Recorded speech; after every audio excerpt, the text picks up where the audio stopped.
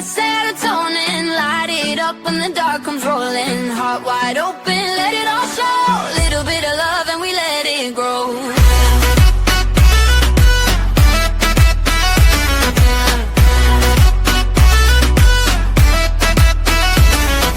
Talk it out. Welcome to episode 6 of SaraTonin Talks. I'm Chad, and this is your host, Sarah. Hi guys. I've got this all prepared this week. Chad has no idea what's going on this week, so he's going to be blinded by the whole thing. So it's going to be fun. So this week I want to talk about how mental health myths are ridiculous and how they need to die. But what I want to see is everybody's opinions on it. So once this is done, I want everybody to comment and tell me what their thoughts are on everything. So here we go. So first one is mental health is a sign of weakness. My thoughts on that is I think it's more of a superpower than a weakness because you choose how to live your life with a mental illness. So to me, I think I have more of a superpower. So what are your thoughts on mental illness as a sign of weakness? Whew, people are going to hate me for this one. I, when you say mental illness as a society, Yeah. I definitely think it's a weakness because it's not making our society grow further. No, it's not. As No, I agree. as per person to person, I do think it's a weakness because it's stopping you from flourishing. It's stopping somebody from Mhm. flourishing from their natural state. So I do think it Okay. is a weakness, and it gets overlooked by people as a weakness. But Okay. any weakness can turn into a strength for people. So Absolutely. whether it can be a weakness in the beginning and a strength at the end, but Yeah. it's all person to person. But as a society, yeah, the mental illness thing is not getting better, and you can see there's not a lot of 70, 80-year-olds with mental illnesses, and it's definitely a younger thing that's coming up through so hmm it's not getting better, all the way around, so it's definitely not helping us flourish as humans. All right. I love it.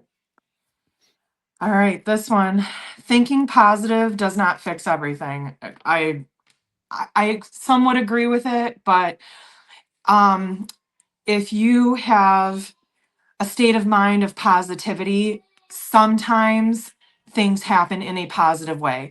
Sometimes things happen in a negative way where you have no control over it. But I do think having the positive state of mind makes it better. Having a positive state of mind helps the everyday. It doesn't help the bad day. If you don't Right. know how to deal with the bad day, the positivity is never gonna, it's gonna help you deal with it a little bit, but it's never gonna help you get over that bad day. But Mm-hmm. having a positive attitude every day and going forward every day is the right way to do it. Mm-hmm.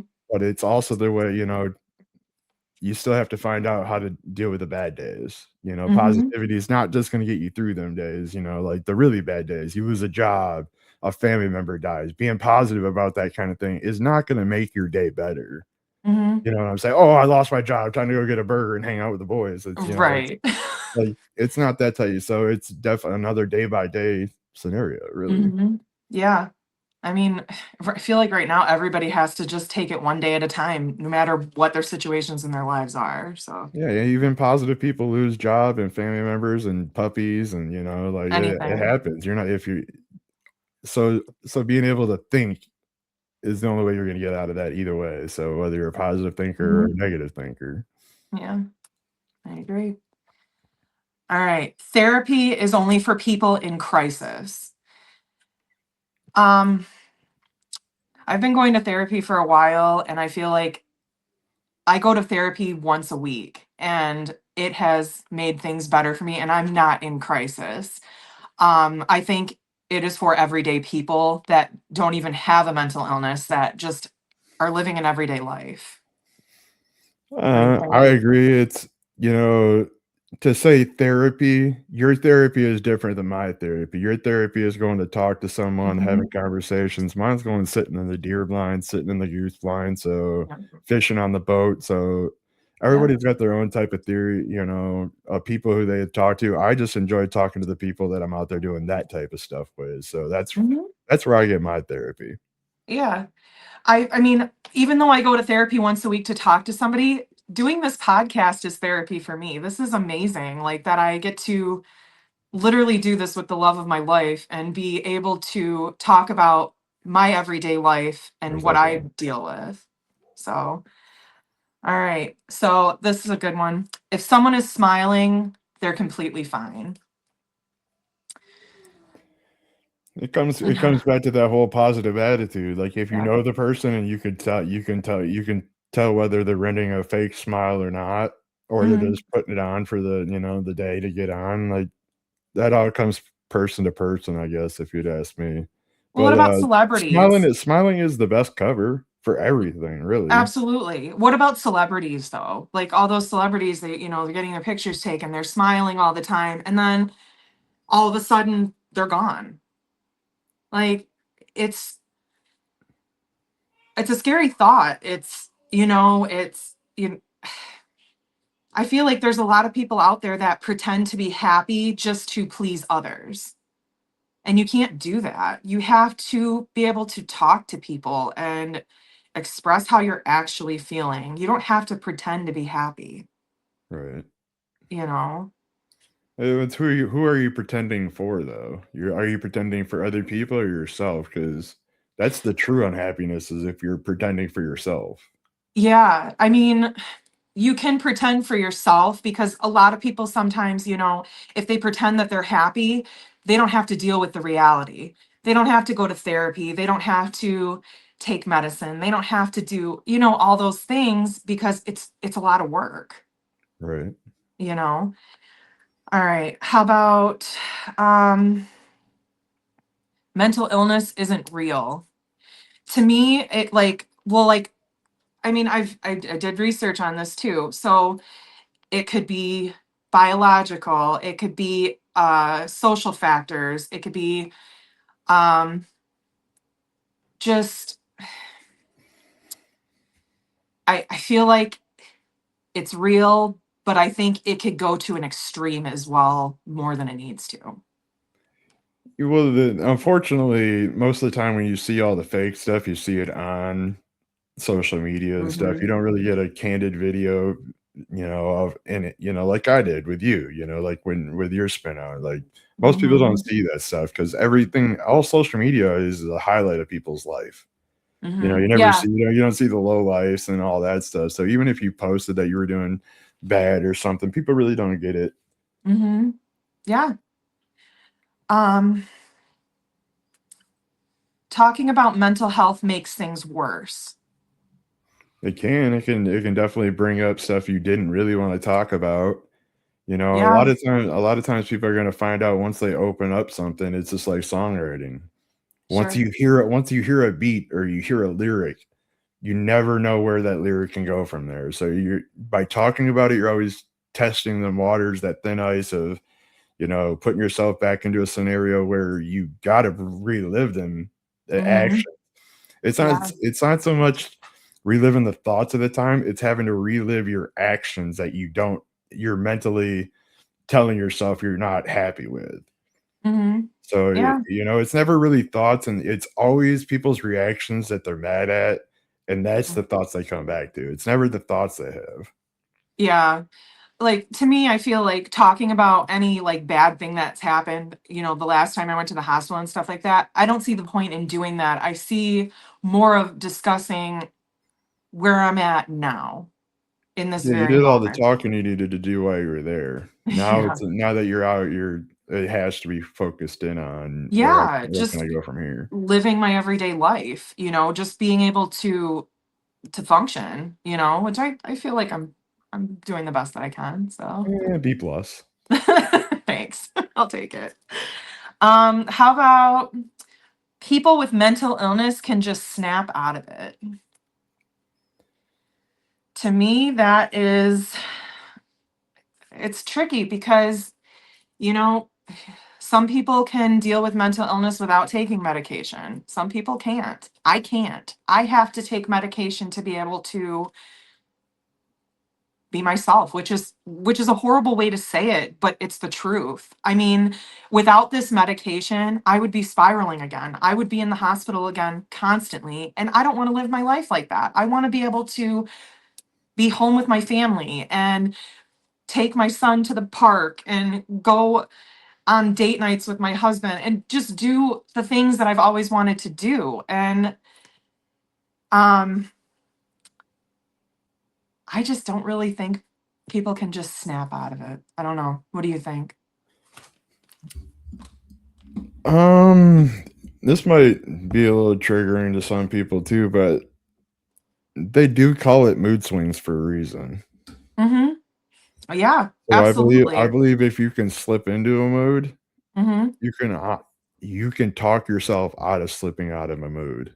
Whether Mm-hmm. it's the same amount of time as it took you to flip that switch into that thing, Mm-hmm. that's gonna be the variable between person to person, but I do think there's a way you can, because you've seen it done. You've seen people be able to freak out, talk to somebody, and then they calm down right away.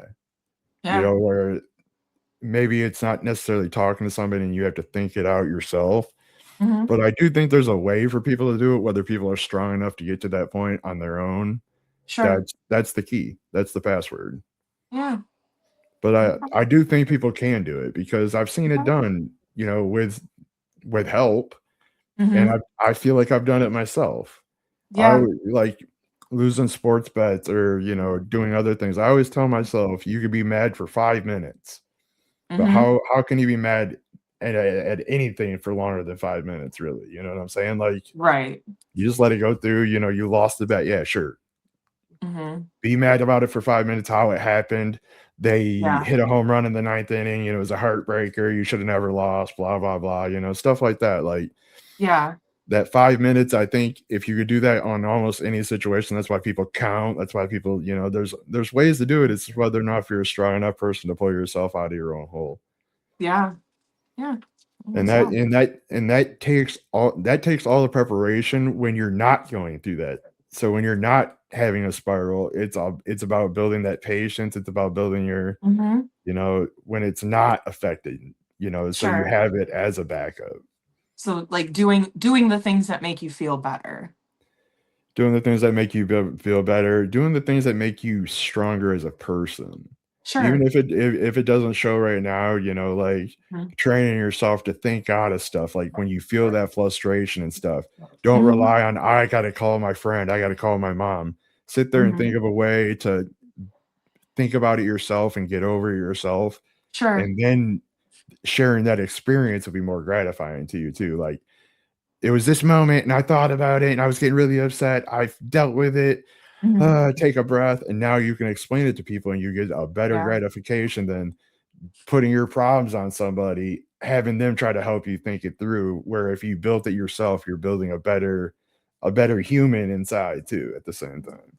Yeah. Like for me right now, walking on the treadmill, I've been doing it for 10 days straight now and I can't stop. I did not want to do it yesterday. I don't want to do it today, but I feel like doing it makes me feel better and it just makes me stronger mentally, not just physically. It just makes me feel better. What's gonna make you stronger is the not want to do it, and then you still got up And and then you done it. do it. Yeah. Yeah. Yeah. All right. Um, let's see. What's a mental health myth you believed at one point, and how did it change your perspective? Ooh, next question. I don't really got one for that. You got something and I roll off of you. Well, many myths come from misunderstandings. So, coming from people's opinions, people's experiences, everybody experiences different things. So, people can consider everything a myth until it actually happens to them or to someone that they know. Right. You know what I mean? Like, so you could say before you saw me go through that you didn't believe in that because you've never seen it before. Right. Then you saw it happen and you're like, things like that can happen. So I feel like anything can be considered a myth until somebody experiences it themselves or with somebody else in their life. I I mean, mean, myths are just fucking lies anyway. I mean, right. they're meant to be busted. So the myth is, Mhm. the only reason a myth is made is because it's just not scientifically proven. Yeah. It's hearsay at that point. So Yeah. like to have something that I think would be hearsay, I'm just not involved in the mental health Mhm. awareness thing to come up with a question for this one, an answer for this Sure. one really. That's okay. There's But nothing wrong with that. as for myths in general, I mean, it's person to person, whether Mhm. you believe it, whether you've seen it, like, and it's really what it comes down to. Sure. All right, guys. I want you to make sure you're checking everything out on Facebook, TikTok, Instagram. And I have a final question for everybody, and I would love for you to put your answer in the comments and just let me know what your thoughts are. Um, if we could eliminate one mental health myth forever, what would it be? I appreciate you guys watching. I'll see you guys next week. Have a good one, guys. Serotonin, light it up when the dark comes rolling. Heart wide open, let it